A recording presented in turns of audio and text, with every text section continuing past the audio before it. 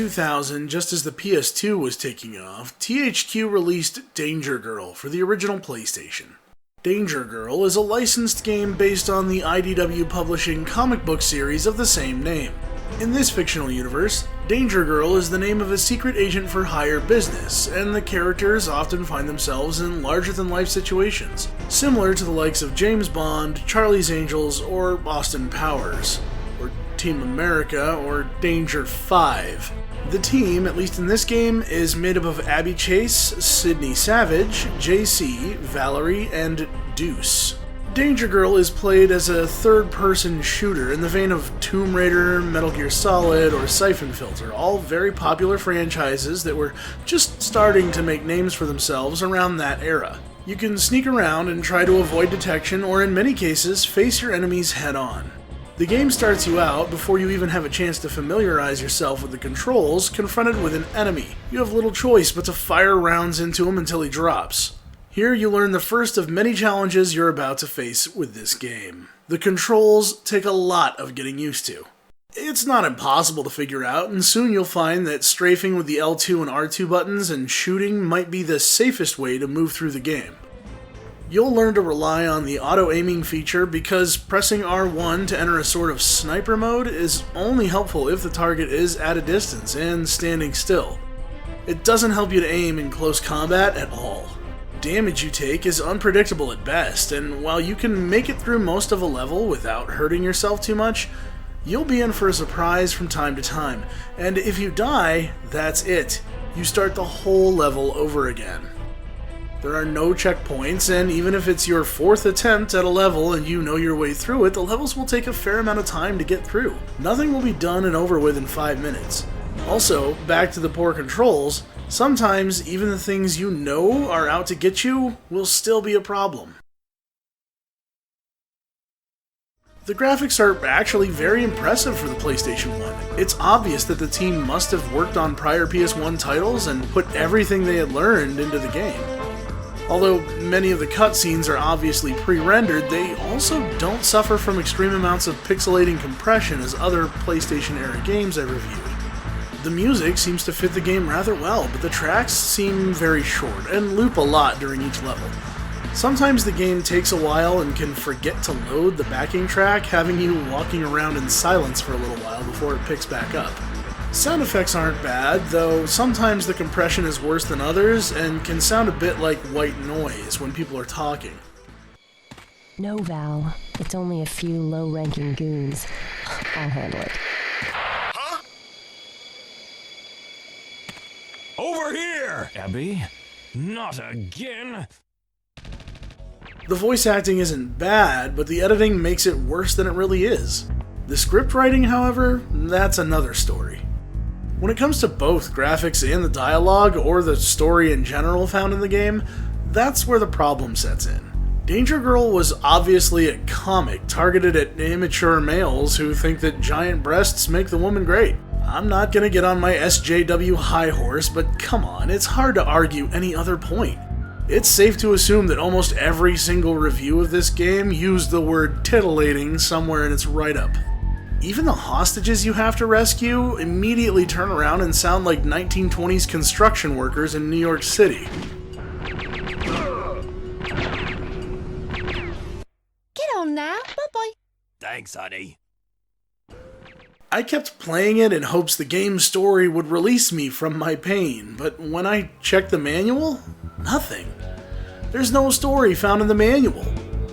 There are character bios, but once again, they focus on clearly the important facts, such as the hair and eye color, and their bios include close-up crops of cleavage or butts. The only female in the game that isn't overtly sexualized is Valerie, pretty much always shown at the computer. I'm surprised they didn't throw in a cutscene of her in a bubble bath just for kicks, or maybe I just missed it. But I digress. If there's no story in the manual, there must be one in the game, right? Here's the game's opening cinematics.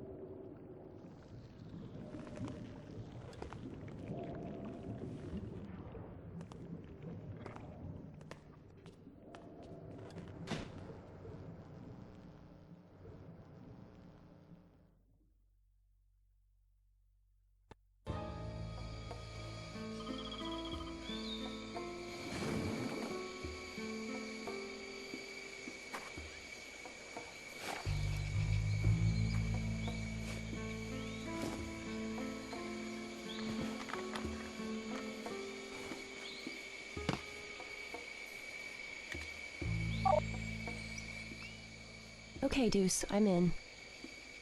Smashing. Do be careful, my dear. Donovan's sure to have upped his security since your last visit. You mean rebuilt his security? I blew up his house, remember? Exactly my point.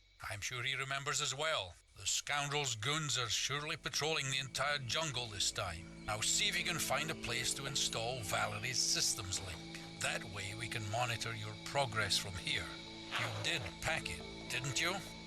Yes, along with a sandwich and some milk. I've got everything Val-spec'd right here in my pack, including a handful of my homebrewed demolitions. Don't worry, Deuce, I'll be fine. Abby out.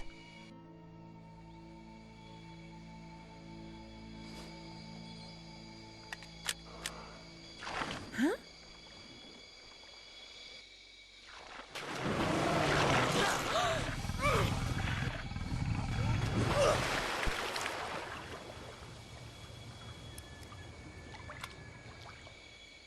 You wanted my demos?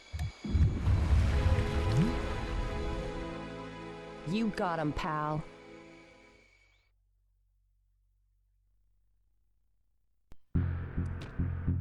That's it. We jump from what looks like ancient Egypt to Hard Nips McBlondie getting attacked by a reptile, and the first level has you work through a jungle compound to invade someone's house. It's a strange series of events, and you're dropped right into the action. As the game progresses, you are given more story, and the game seems to follow a similar story arc to the original 7-issue run of the comic series. You learn about other characters like Secret Agent Zero, Assassin X, Major Maxim, and Natalia Castle, a clone of Baroness from G.I. Joe cartoons of the 1980s. The bad guys are all a part of the Fourth Reich, also called the Hammer Empire. It's an obvious allusion to Nazis, much the same way that Hydra is the Marvel Comics parallel, and PewDiePie and JonTron are the YouTube parallel. Come on, people, it's just topical humor. I get tired of writing the same boring reviews every other week. Oh, finally, a snow level. At least the girls won't be placed into hyper-sexualized outfits in a level like the... Oh, god damn it. Oh, and if that's not enough, it's actually a hindrance to you in the level. I was playing this level not actually paying attention at first when suddenly I died. When I reloaded the stage, I was shocked to observe that your scantily clad secret agent is taking damage the whole time.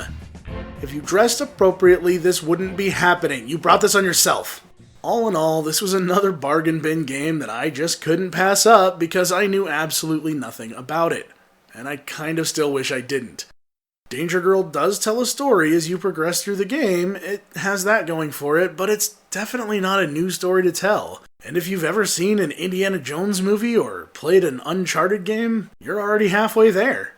But if you like poorly rendered year 2000 CG boobs mashed together with an uncontrollable shoot-'em-up, these cups runneth over. It's hard to imagine that Ubisoft would see this game and continue plans to release their game based on the Pamela Anderson TV series VIP. I definitely never thought I'd say this, but I think I've had enough of big-breasted women in leather with whips. Sorry, Pat the NES punk, but I'm here for a different kind of action. I'm here for our story so far. Hey everyone, thanks for watching episode 41 of Our Story So Far TV. Don't feel obligated to give this episode a thumbs up. It wasn't one of the better ones, but I can't stay away from these bargain bin games. Still, if you like the premise of what you saw, feel free to visit me over at ourstorysofar.tv for the rest of the episodes archived in 1080p quality. Maybe you're someone who used to love this game. Maybe I've got it all wrong. Feel free to tell me so. Shoot me a message on Twitter, @NewAngel, that's NUANGEL. But if you're like me and this episode wasn't your cup of tea, don't worry. I'll have a new one for you in 2 weeks. Until next time, take care of yourself.